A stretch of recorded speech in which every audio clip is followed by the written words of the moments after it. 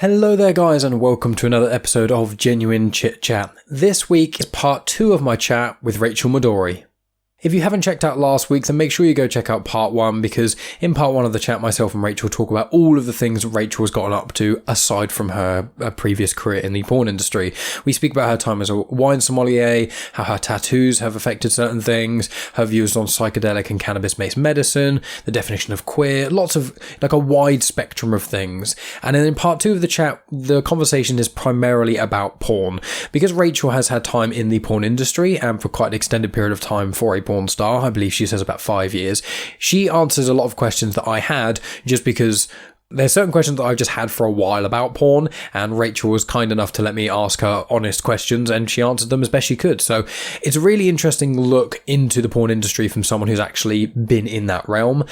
So just a couple of the conversations, we speak about how it's different having sex on camera for porn to sort of normal sex, sexual ego, some judgments people get from being in said porn industry, and a few other bits and pieces like that. And then the conversation generally ends with Rachael talking about what she's doing for the future.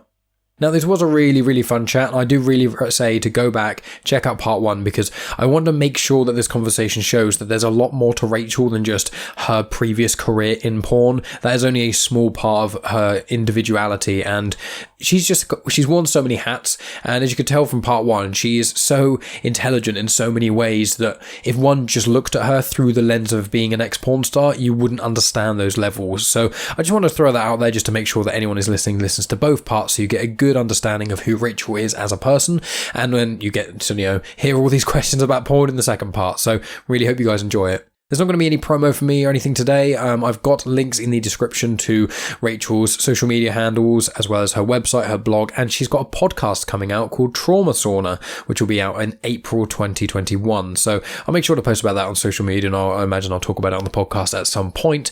But, make sure you send Rachael Madori lots of love on social media, especially after listening to this episode. And that's about it from me, guys. I'll be back at the end of mine and Rachael's conversation to give you some information of what's coming up next and a few other bits and pieces here and there, as well as my Patreon and that sort of stuff too. So really appreciate you guys giving my show a go, and I'll talk to you at the end. Welcome to Genuine Chit-Chat, where we have honest conversations with interesting people. And I'm your host, Mike Burton.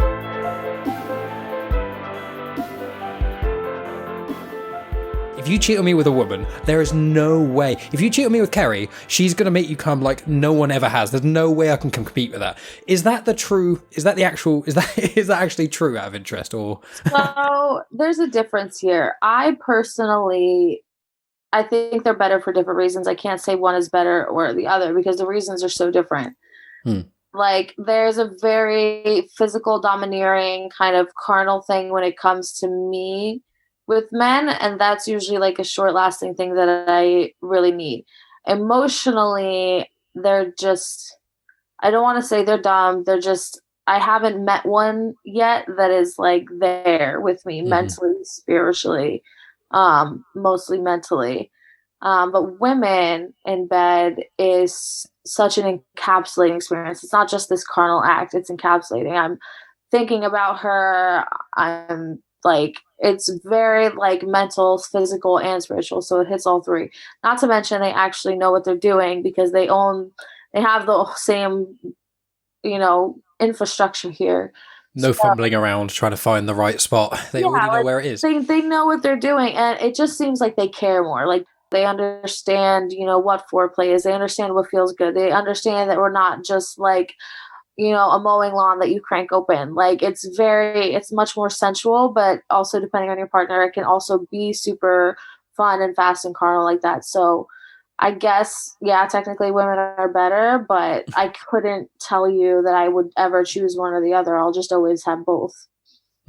Yeah, I mean, because I've got a lot of friends. In fact, many of my female friends, and every woman I've ever dated except Megan have been either bi or pan.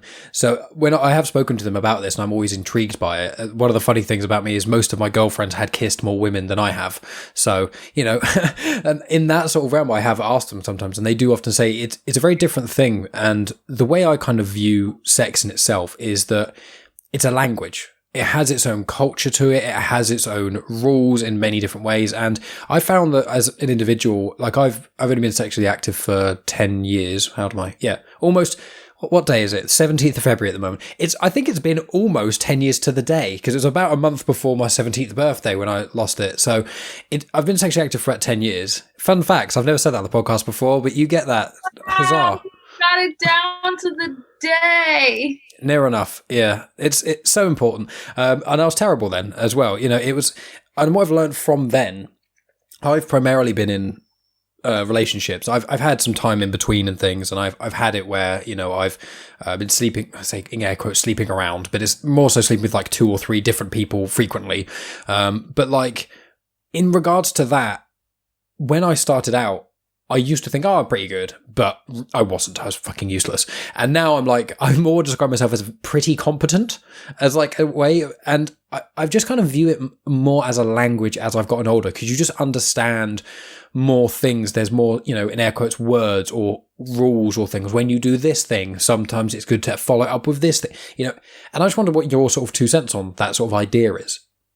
What do you mean my 2 cents on that idea is? Yeah, like with sex being a language, or like from your experience in that way. Oh, absolutely. I mean, it's kind of, okay, so like dancing is a language. Exactly. It's very similar to dancing. You just don't have clothes on. So, I mean, it has a lot to do with, so like where sex starts for me is consent. Well, obviously like there's flirting and stuff like that.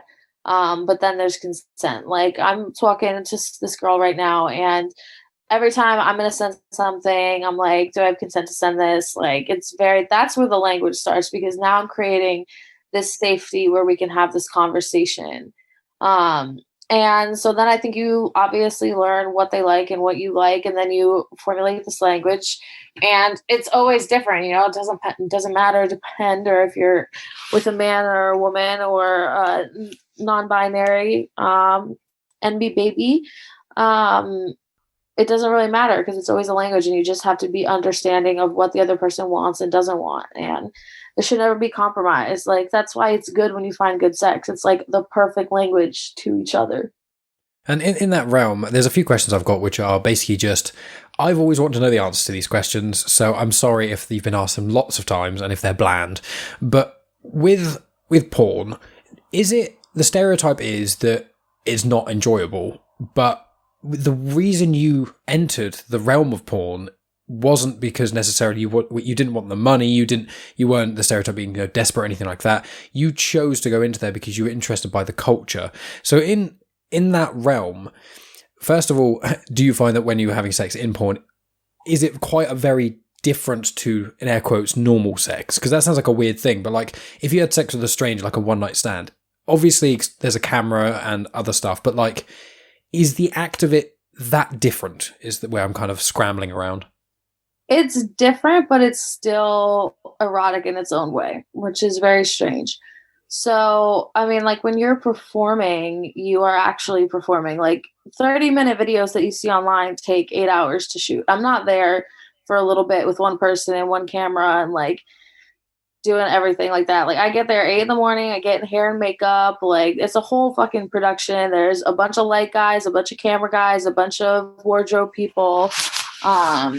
You know, sometimes you bring your own wardrobe, and it's a huge production. And then, you know, there's a small pool of performers when you get to be a little better of a performer, like I did when I became a Spiegler girl. I started to work with like similar male performers. So it's always fun when you get a male performer that you've worked with before, and you know if they're like awesome and you have good chemistry. But your goal between the two of you is to create that chemistry and do that dance. Obviously, do it a little crazier than normal people and put out 120% instead of 100%. You know, you're doing weird angles that no normal human being does, but that's just for the shock value and the fact you're creating a production. But it still feels good, and it's still kind of romantic because you two are manufacturing this chemistry to make this feel good for the both of you and look good for other people to appreciate. And then, of course, regular sex is that chemistry already existing. So it's very much easy to separate that job of creating chemistry and creating sex and real sex and what it felt like. And yes, I did get into it for the culture. I feel like, you know, going to school and figuring out what you're going to do for the rest of your life is the appropriate path for some people, but I always want to do different things. You know, I always wanted to be a bartender in New York City and figure my way out and do that. That's what I did after I was homeless. And then I was like, I'm gonna, make my way and be successful in the restaurant industry. And then I was like, I'm gonna go do porn for the culture in my early 20s when that's where I'm supposed to be living my best life. And then I went back and, went to a little more prestigious and a little more, knowledge driven path, which was wine. So I think it's important for everybody to always be comfortable with having a different era, every few years, unless you've found something you want to do the rest of your life. It's just kind of awkward when it's like, sometimes it's like hang gliding and sometimes it's porn. Fair enough. Do you find that people judge you due to you having a past? Basically, the weird thing is that because people could go online and find videos of you having sex and see parts of you that in this as a society especially are either taboo or you just don't really see of in air quotes normal people, if you know what I mean, like everyday people you meet, you can't access videos and pictures of them naked. Do you find that people treat you differently because of that sort of aspect? Yes, so people do treat me differently, or I perceive they've treated me differently. That was closer to when I first retired, just because people were like, "You're a dumb porn star. Like, what are you gonna do?" Blah blah blah blah blah. And I was just like, "Okay." And then when I started studying wine, I would be very cautious about how I introduced myself or like what I told people I used to do for a living, and I essentially kept very quiet about. And it was different moving from New York to LA. If I tried to get a job in LA, it'd be a little more difficult. I think the huge divide between New York and LA made a little bit of a difference. But I mean, I was still recognized, and there was a moment where there was a moment where I was turned away for a job, and I knew it was because I was honest with them. I had a 4 or 5 year gap in my resume, and I was interviewing at this very, very, very prestigious restaurant, and they asked me what I did in that 4 or 5 year gap, and I told them the truth because I didn't want to lie to them. And they denied me the job, and I think that's why, because I was overqualified for it. So yeah, I got judged in certain ways, and then I got my job where I work now, and the owner is progressive and amazing and understanding. He's part of the LGBTQ community. And he's just really great, and he's really supportive, and he knew about it when he hired me, and he doesn't have a problem with it. And it's really progressive and supportive, and I couldn't be happier. But yeah, I get judged for it. My whole family does. My sisters get bothered at school. It affected my parents and how people at church, interacted with them, but I would not take back my decision. I'm proud of what I did because I wanted to do it, and nothing else stopped me. Yeah, it is one of those things that I've thought about, which is how it's completely unfair and hypocritical, because it's literally like, the majority of men in the Western world watch porn. Like, that's just a given. That's just how it's foreseen. But as soon as they know someone who's been in porn, or if they ever said, about, the term is always, would you let your daughter do that? Or those sorts of weird sort of thought, what's the word? Almost like a caveat, and just kind of trying to, almost a thought trap of like trying to get that sort of way with people. So I'm like, it's so bizarre to me that so many men consume porn, but then as soon as they meet someone who's involved with it, they have some sort of weird problem with them. Well, the problem is now they are being confronted with the fact that their male fantasies have real connections to real people, So you've had this fantasy about this woman, or whether it be that specific woman, but you have this fantasy about these women that do these things, and sometimes they're, societally degrading things. Sometimes they're very extreme bodily things. And now men, when they're met with one of us, whether they are fans of us and are very kind to us, which most of them are, or if they are rude and judgmental, it's because they now have a physical representation of something they feel ashamed for. Because most people feel ashamed for watching porn when they shouldn't, obviously, unless it's like horrendous porn that normal human beings don't watch, So I think that's just men having a physical representation of something that they are insecure about. That's the whole thing with OnlyFans. Everyone is fine with OnlyFans until like their best friend or their girlfriend or their sister gets it, and then they're like, you're a whore, when in reality they were so supportive of other women. Like, this comes from the women's side too. All women should be supporting all sex work and all forms of work, because work is work, and men just have a problem with us regaining any sort of sexuality and power over sexuality. God forbid we gain our own sexuality, our own power, plus our own money. Like, that's the trifecta they're terrified of. So it's just like a whole mess to be a hoe when all we just want to be is hoes with bags. I mean, yeah, you've hit the nail on the head there. It is, sex is one of those weirdest things that it's just with the culture that there's so many strange taboos and strange sort of aspects of sex that people hate talking about or hate seeing or hate this or hate that. And it's like people wouldn't exist without it. It's always baffling to me that so many people are so closed off about that aspect of themselves. I'm quite open with those sorts of things. Like, I'm not going to go around and tell everyone what my sexual preferences are, but like, if people ask me, I'm going to be ashamed of it or kind of hide away from it. It's part of who I am. The only difference is, like, because I'm because I'm with Megan, I don't talk about the details of what involves her, because that's not anyone else's business. That's not mine to tell. But one thing that I think about is the sexual ego. And I'd be intrigued to know what your sort of thoughts on that are, which is sort of, when you, for lack of a better word, when you get into the sort of sexual mood and when you get horny, when you want to have sex, there's a different version, I find, almost of oneself that kind of takes charge in a way. You're not disgusted by as many things. I mean, I'm sure many guys listening to this will know this thing of where the stereotype guy watches porn, it gets progressively more and more, I don't even know how to describe it. It wouldn't be disgusting because that makes it sound extreme. Yeah, I think that's probably the closest thing. But like, you get it and it goes from, soft core to harder and harder. And then you finish, and then your guy just sat there with your dick in your hand looking at the screen, and you're like, this is actually quite gross. And like, there's that weird line which happens that almost every guy who's listening to this is probably laughing, and if they're listening with their partners, they're not agreeing. Don't worry, I gotta clear my search history when I get embarrassed sometimes, and I live alone, so like exactly. So do you feel that that's because of someone who's explored your own sexuality probably a lot more than many other people, what do you think of sort of, for you, do you think it's like a switch almost? It's more of a gradual switch, but what's your thoughts on that?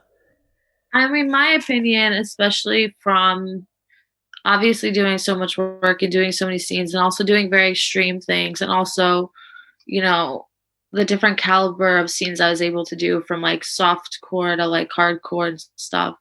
I do think something takes over. I think something very carnal, something very deep rooted in our evolution that kept us surviving for, so long. I think that there is the switch, because sometimes when you're really getting on with someone and you love them, like, you say some weird shit or you do some weird shit and you don't know why you do it, and you go back and you're like, I don't know why I said that, and like, I'll fuck you so good you'll make me pancakes in the morning, and then I'll be like, slap on that butter. Like, you'll say some weird shit, and you don't know why you said it, but I think it's just this beautiful carnal thing that you've really let go, not of being a human, not of humanity, but you're so enthralled in this ecstasy that, there's a little primal switch in your brain that just lets you let go for a minute and fully enjoy everything. And like, yeah, when you're watching porn, you go down that rabbit hole and you're like, okay, like, nice stuff. And then you're like, oh, that looks a little illegal. And you're like, oh, that's definitely illegal in real life.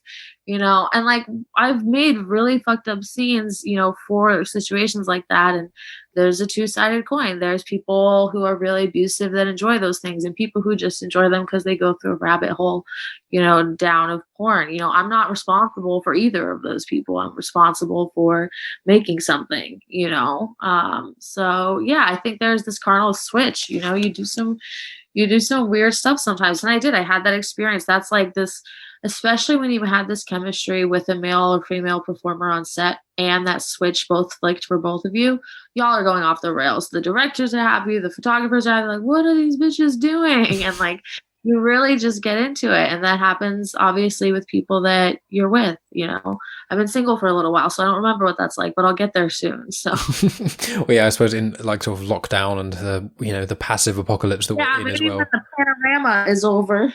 Yeah, exactly. It's one of those things that I just don't think enough people really talk about sex in culture or in our general society. It's such a big thing, and I just don't understand why more people don't talk about it. Do you have an idea as to why people are so scared to talk about that? I mean, I'm not sure what it's like in the UK. I mean, I remember when I went to Paris for a stint for Paris Fashion Week, I went into a regular like store, for water and food, or like a corner store.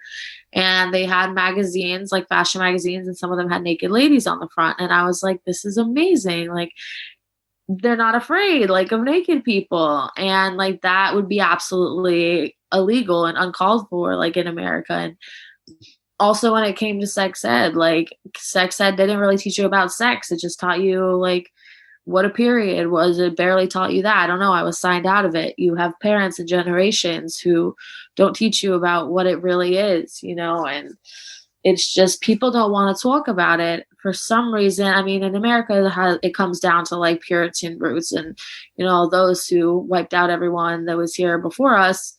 Unfortunately, they had these Puritan roots, and it's mostly rooted in religion, and it's also rooted in misogyny. It's also rooted, in racism. People not wanting to talk about the sexuality of everybody and every race, and it's really upsetting because the less you talk about it, the less you get to have really fun experiences with your partner and like talk about it and be open about it, or talk about it, with some friends, or because it's such a normal thing. But there's also a dangerous aspect to it. When you have parents not talking to their children about how to fuck and how babies are made, then you have situations where maybe that girl will be in a situation where that's happening and she doesn't know it's happening. Unfortunately, that happened to me when I was 14. I had no idea what was going on. I didn't know what sex was. And unfortunately, I lost my virginity against my will, So it's not cool because everyone wants to talk about fucking. It's, fun because everyone wants to talk about fucking. It's educational because everyone wants to talk about fucking, but it's important because every generation has to know that it exists, and how important it is to you and how sacred and special it is to you for your body, or else, young boys and girls will go through certain situations like that. So I don't know what it is besides those, long grown, Puritan values and the church and religion and all that bullshit. I think that has a lot and mostly what to do with it, along with misogyny. Yeah, I think that with one of the weirdest things I've kind of noticed, noticed recently about porn, which goes to show what I've been up to, is that when it comes to it, I feel like the women especially in porn and stuff, it's a weird power in the sense of a lot of the time is filmed in a lot of sense for sort of a male audience, the male gaze in a sense, and there's a lot of the times where the woman is, roughed around and things like that. Not to say that she doesn't necessarily enjoy it, but there's that domination aspect and sometimes that humiliation aspect. I know that can go both ways, but it seems like more frequently the woman's body in porn is simultaneously, I think it's the objectifying stuff of it. It's like the body is kind of treasured and put up on this pedestal, and it's like the most important thing in the porn and all that sort of stuff, and it's worshipped in a lot of ways, while the woman is simultaneously being sort of kind of taken down, if you know what I mean, what I'm kind of getting at. Yeah. So, I mean, you're right in that way. So like that all comes to like camera angles and everything. So what do they want to look at? Like they want to look at the woman. That's what we're all looking at. Like the girls are looking, even straight girls are looking at the women. Sorry, boys, we're not looking at dick. They're ugly no matter what. So you're looking at the woman, but yeah, there is degradation, there is humiliation, and there's physical degradation. And I feel like this is kind of like what everybody goes through, like what all the Karens go to when they want to get mad at porn. So, well, what about that scene where you got kidnapped and raped by your step uncle? And I'm like, I don't know what about that scene. It paid me a good amount of money and it was a movie scene. Like, I don't understand. Like people make actual movies about horrendous things happening and no one gets mad about that. And yeah, maybe because this has a sexual aspect, but it's always agreed upon. There are when you're working in a good industry and you're not in a shady place in Miami or a shady place in LA, which I'm not saying they don't exist, because there are horror stories for a reason. Some women don't get treated well. Some women go with fake managers. I was very lucky that I had really responsible managers from my way to an amateur to a porn star. So bad things do happen. And, I've had people disrespect my boundaries on set before, and I absolutely called it. And I was like, we're done. This is it. I said my safe word. I took my money and I left, and I didn't even shoot. So it's just all about boundaries, especially when you do hardcore scenes. Like, I used to work for Kink in the Armory. Like, you are beat up there. Like, you are literally tortured there. So you sign all your paperwork, your yeses, your nos, what you don't. And then after all of that, because the woman is the main thing, like, you just are basically seeing all this violence happen to her, and the woman likes it, or else we wouldn't do it. We don't ever, the healthy people who do that industry don't do things they don't like. And then they have aftercare, as soon as the scene is over, they pick you up in a blanket and a robe, and they like help bathe you, and they get you to your food and your dinner, and they get you into bed. And it's just, I don't know, it's just all acting, and it's, you want to see the girl because she's the main character, but yeah, she's getting the shit beat out of her sometimes. And I think that's a self-worth thing. If you're watching it from a female perspective, you want to have your power taken away for a moment. Me, for example, like, I'm a boss. Like, I get tired. I get tired of babysitting people all the time. I get tired of having to do so much shit all the time. Like, if I watch porn, like, I want to lose a sense of control to just have a sense of release for a moment. Or I watch really women empowering porn where it's like, I'm the one in control, and I'm the one taking control of the situation. So it just depends on what tickles your fancy for that evening. Wonderful, cool. So I was going to ask, out of interest, we will get off the subject of porn soon, but I want to ask, did you find being in porn and things like that, did that affect your enjoyment of watching it? Now, I know that you were at that time in a relationship, but I didn't know if that affected things in the sexual sense. No, my ex-husband actually loved watching my porn. I did not. I still don't. I watch like 80s weird, fuzzy, bad film Vintage porn, because I know how it's made. If I, the other day, like, if I see a house that I shot in, I just completely lose my mood. Not because it was bad, because it's just like, I know how fake it is. Especially when I see people I've shot with, I'm like, oh, it's like seeing like a teacher at the grocery store. You're like, you're not supposed to be here. You're cool, but you're not supposed to be here. So I just stick to vintage porn. It's totally affected it. But yeah, my husband, he loved to watch he loved to watch my stuff when we were still together. Yeah, I think I've wrestled this thought with myself before. I've never been in the position where anyone who is in the adult film industry or on OnlyFans or anything like that, I've never been with anyone who's had that sort of stuff out there in that realm. I've had previous girlfriends have had like, there was one that had like a website up and they had naked pictures of themselves on there to a degree. At that point, it was when I was a bit younger and I wasn't overly happy about that. But it just made me uncomfortable if people being able to get it so easily and then being able to see this is kind of, perceiving what was in air quotes mine in a sense, which I think is not the most healthy behavior. But like that sense of, you're in a relationship with me, I should be the only one to see you naked. But I've thought about, like, if I met a girl like, yeah, Megan is perfect for me. She's the best. She doesn't have, to my knowledge, any videos of herself online naked or any porn or anything like that. But like, if I met her and she was in that realm, I would presume that her personality and stuff, which is in my eyes perfect for me, that would shine through and it would, sort of overcome that aspect of it. Because I feel like if that was someone's job and that was someone's career and I started dating someone who was in that realm, then it would be like, well, I'm not going to make them quit their job, so I would have to kind of deal with it. But if Megan wanted to start doing it now, I think that would be a slightly different sort of discussion. So I wonder with you, for your relationships going forward, like, how do you view that if you're going to be with anyone, if they had videos online? Like, what's your, I know it's slightly different, but like, what's your kind of stance? I don't know. It's always just weird. So like when I had told my ex-husband when I wanted to start, I was just like, we don't need the money. I want to do this. I think it'll be fun. And he was like, I need you to promise me you'll always stay at work and it'll never come home. And for 4 to 5 years, I never once got like another talent's number. I didn't like do anything like that. I didn't hang out with the talent. I went to work and I came home and it was literally just a job. it did start to affect us, like, a little bit. Like, sometimes he would get a little jealous or a little upset, but we would have, like, a real discussion about it. We would trip. We would really talk about it, like, with our minds and our hearts open, and it really kind of worked out. But it's just a weird way to go because it's kind of like, okay, like, I love you and you're mine. So, like, why does everyone else get to see you? And I understand that feeling because that's a very human and normal feeling, and it's not for everybody. Um, but when it comes for me, when it comes for like videos and photos and things like that, like, or even physical objects like socks, like, it's so irrelevant for someone to see me naked than for someone to actually have me naked, you know?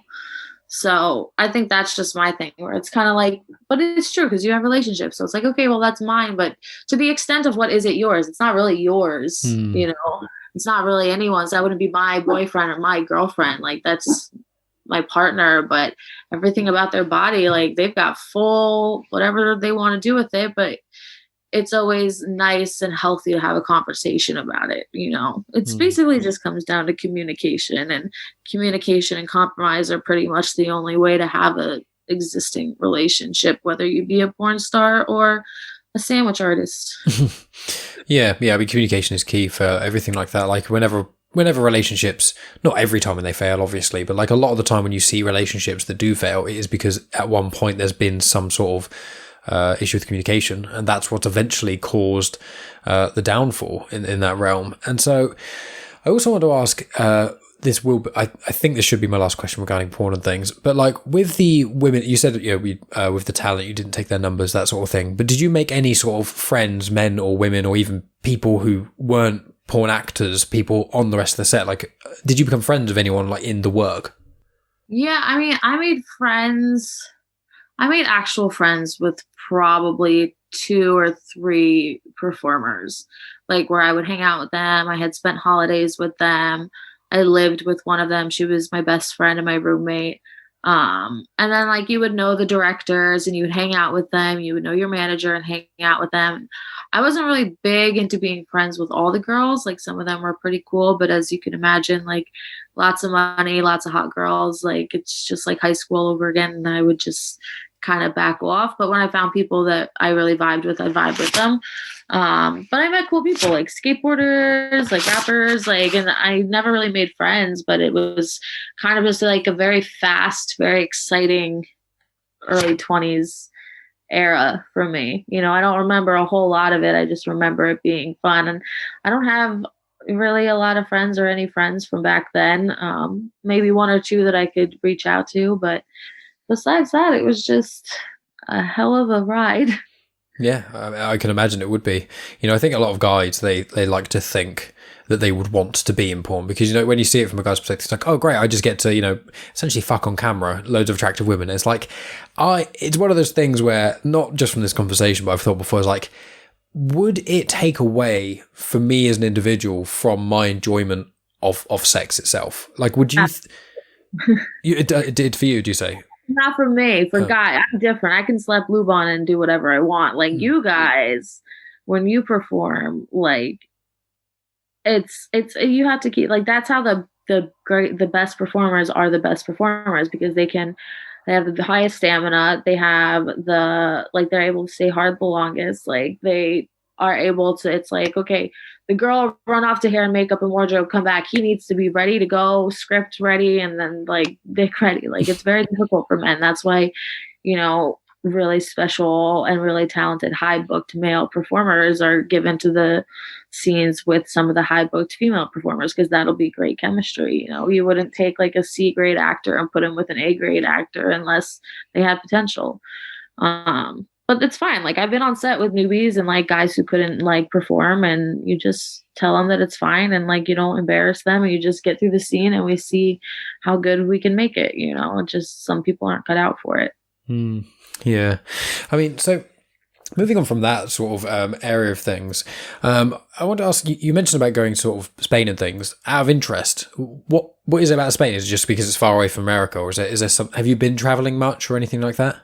No, so I did a lot of traveling before the pandemic, like Bolivia and Thailand and Peru and stuff. But No, Spain, I was looking into internships for more wine education because now that I have like the restaurant side, I'd like to actually maybe produce or work on a vineyard or own a vineyard or some sort. Um, so I found a internship and I put in the places I want to go. I wanted to go to South Africa, New Zealand. I wanted to go to Japan for sake, and I wanted to go to Spain, France, obviously, because it's wine. And I got my application back and I got admitted to Spain. So basically, I'd go to Spain for a month. I'd go to Spanish school to become fluent. I would live with a host family during that month, so I would get better at the language. And then they would give me an apartment, and I would work on a vineyard in Valencia for a year. Wow. But I can't do that for another 2 years. One, because my leg is broken, and two, because it costs $12,000. Wow, I see. That is a lot. So do you, like, sort of from there, do you, like, obviously you've said you've had like almost phases in a sense of your sort of life and things. Do you have an idea for the next few phases? Few phases. I don't know. After Spain is like my next one for sure. Like that's going to be something life-changing. I haven't wanted to live here for a very long time, and I think I've kind of done what I needed to do here. I want to make sure all my debts are paid. I want to make sure everything's taken care of, and I just want to pack up and go to Spain. So Spain will definitely be my next phase. Job-wise, I don't know. Maybe I'll work on a vineyard, or maybe I'll work at a pastry shop. Like, I don't know. I just go with the flow. The flow is going to Spain, so. Yeah, why not? You've only got, I've said before, like, one of the things is like what I'd love to happen when one dies. I mean, it'd be nice if, if heaven exists, or if there's some sort of next dimension of reality that one sort of goes into in their consciousness. I don't know. I don't think that is the case, unfortunately, but it'd be nice if it was. But like, what'd be really cool would be if at the end of your life, what happens is you come out of your life and you see this like a big black abyss, but there's screens everywhere, and you just basically get to see each screen is like, this is more sort of a visual thing, but you'd have the memory of whatever's showing on the screen, and each screen would be your entire life. But what it would be is each time you get to that point, you get to see everything that you did for that life, all the other lives that you've kind of led, and then you get to go back to your birth, but you get to change, like tweak a little thing, just like about like one small thing, like, okay, when I was in college, I could have gone to the army and I decided not to. Well, let's just tweak that. So everything up to that point in my life is basically the same. And then when I get to that point, for some weird reason, I just am more inclined to go that way than this way. And then, like, 'cause there's so many choices in my life where, you do something small. New Inception. Yeah, well, basically. You got $1 million movie idea right there. That sounds really cool. It would just be an intriguing thing, and the only time, like, you'd live your life and you'd not remember any of it, but then right at the very end, when you're in that weird realm, then you'd remember everything. And I just think, maybe that is existence, who knows, but like, I would love to be, like, the biggest regret I have about dying in a lot of ways is not being able to see where humanity goes, but also not knowing all the possibilities I could have gone on. You know what I mean?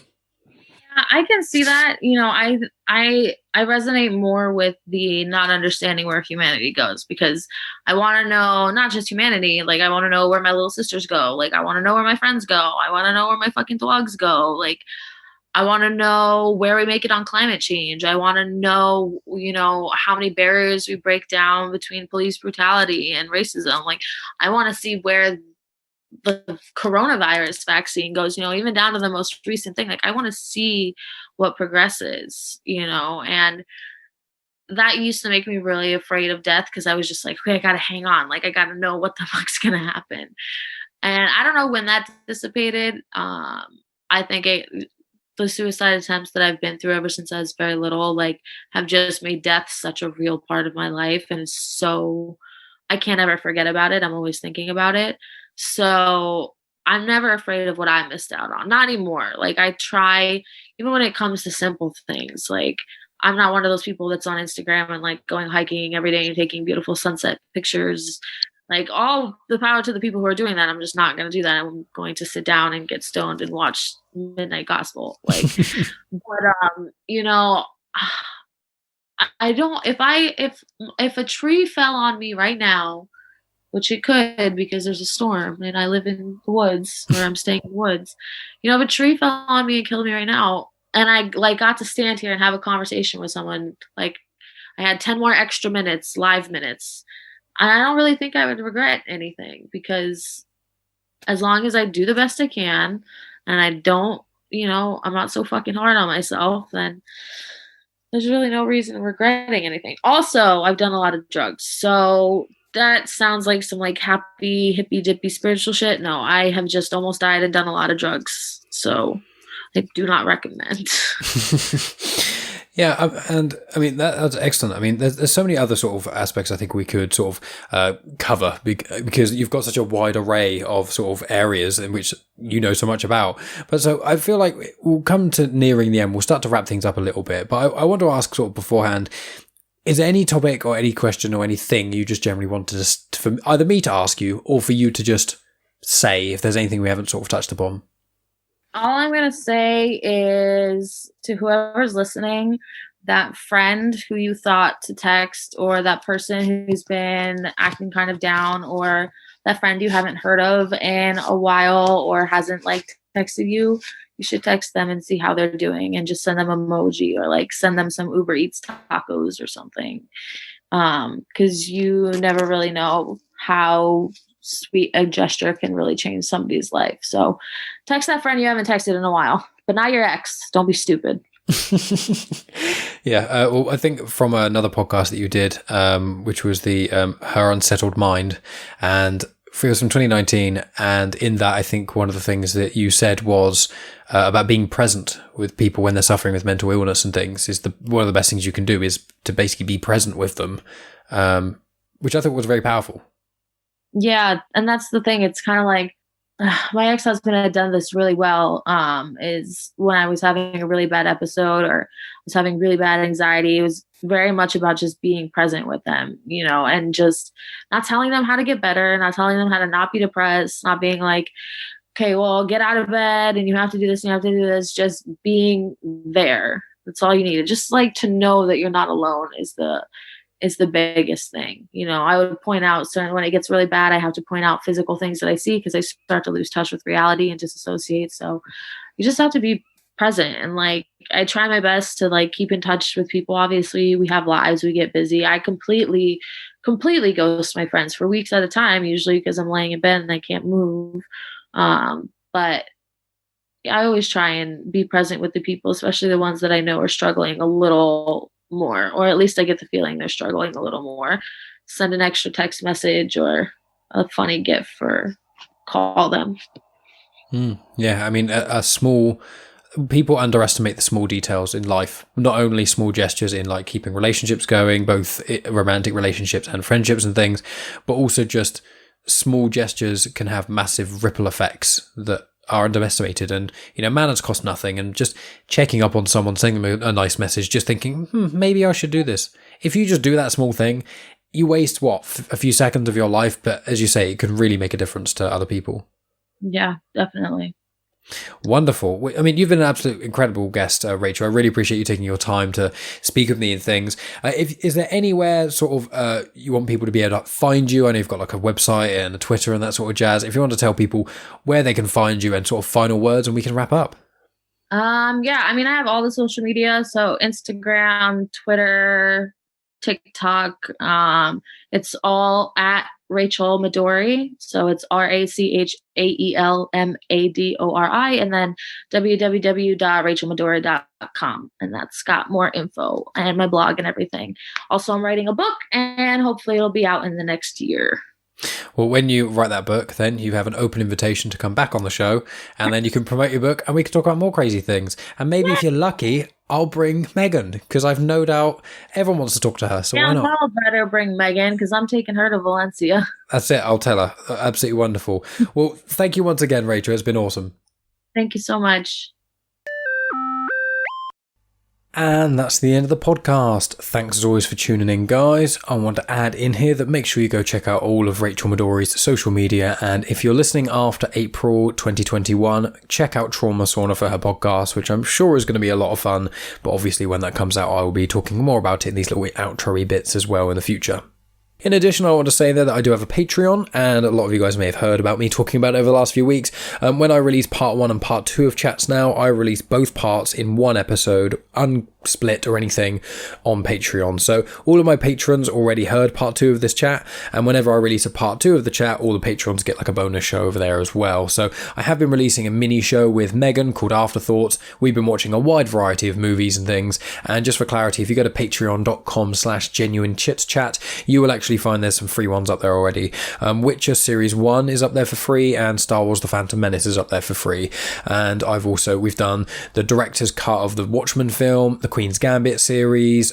We've also uploaded Star Wars, Attack of the Clones and Revenge of the Sith. We've done our spoiler-free thoughts on WandaVision. We've also recorded How to Lose a Guy in 10 Days, Little Miss Sunshine, Spider-Man 1, 2 and 3, Amazing Spider-Man, and obviously the other Star Wars films that they're coming out as well. There's a few other films that we're sort of going at the moment that we're watching or will be watching soon that we're going to be releasing, but go over there, check it out. Even if you're not willing to support the show, that's still completely fine. You can still get about half an hour, 40 minutes or so of free content, so make sure you guys go check that out too. Coming up next week, I actually had a chat plan with Steve J. Ray and a guest, but the guest was a no-show, and so we may or may not be sorting that out again for the future. But what was great is that me and Steve just decided to record anyway, and we had a really, really fun conversation. I think it was about an hour long. I'll have to double check how long it was, because I don't think I'm going to be splitting it in two. I think I'll just be releasing it in one. And yeah, it was loads and loads of fun. We just spoke about comics and Alan Moore and Batman and Star Wars, just plenty of nerdy things, really. And then the week after that will probably be the Snyder Cut Justice League special. I'm doing a collaboration with the guys in Comics in Motion, which obviously is where my Star Wars podcast airs, where I think it's going to be myself, potentially Steve J. Ray, Max Burnham, Mandatory Marvel and DC, and then Chris and Dave of the TV and movie show, who also do VHS Strikes Back. They've been on the show a few times. I think the plan is the five of us are going to do like a roundtable discussion on what we all think of the Justice League, but the Snyder Cut.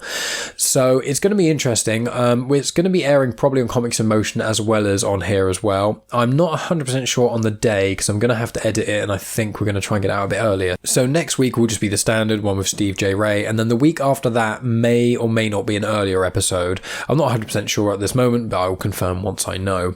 After that, I have also got a recording with a gentleman who is actually in one of the, or two of the episodes of The Mandalorian. I won't go into any more detail here, but that's quite an exciting thing. I'm excited to speak with them. I've also got plans to speak with other Star Wars creators in sort of April, June sort of time, or April, May, June sort of time as well. Two people are currently on the sort of spotlight for me at the moment. In addition to that, I've got some other people who create Star Wars content who are like content creators and stuff. I want to speak to them too.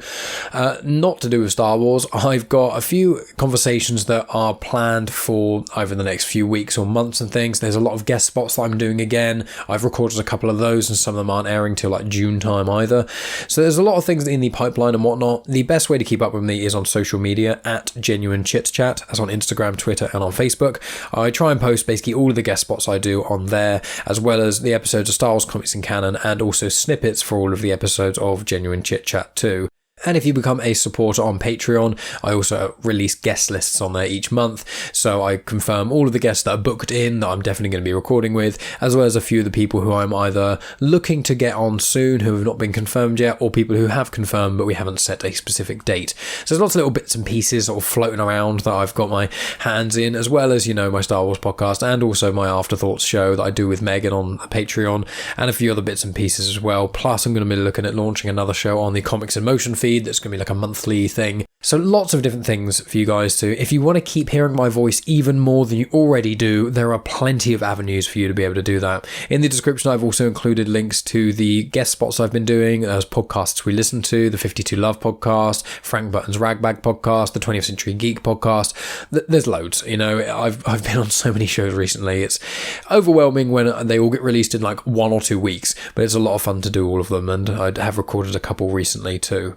So really, the last thing to do, guys, is what I do right at the end here, because I know a lot of people aren't huge fans of Star Wars, is talk about my Star Wars podcast. If you enjoy Star Wars, even if you only watch the movies, you don't even have to have watched all of the movies, but if you've seen the movies and you want to hear a little bit more of Star Wars content, and you don't want to spend loads of money or any money on it really, you can listen to Star Wars Comics in Canon. It's a show I do on the feed of Comics in Motion, and every Saturday I release an episode where I tackle a comic or a character and give lots of information about them, but I've also been doing a book review every now and then as well. So I have just released a full spoiler-free book review as an introduction to the High Republic era that is also a review of the book. I do not spoil anything, but I do my reviews in 3 tiers of how much detail I go into, so I give everyone listening fair warning of how much information I give about the books. So you could just listen to the first 15 minutes of me talking about it, and then I'll go, okay, next bit I'm going to talk about the characters a bit more, and you can be like, don't want to know anymore, I'm going to go check out the book. So I've done a book review, I've done character bios, I've got a Q&A coming up over the next few weeks as well. So it's really just a good way for anyone, whether you've read every single Star Wars comic there is, or if you've never even touched or seen one, it's still a really good way to get you into it, because I've also been uploading the episodes onto YouTube as well. There's just so much on there that I'm proud of, because I try and describe the narrative of the comics. I also give some information about connecting characters and planets and those sort of things, other content and whatnot that all connects together, as well as also giving enough information so you don't have to read the comics, but giving the right amount of information so if you hear my show about it and then you decide you want to read the comic, you still get a lot more out of it. But there's so many different connections and things. I give information about random characters that appear in the movies that appear in a comic for 5 seconds.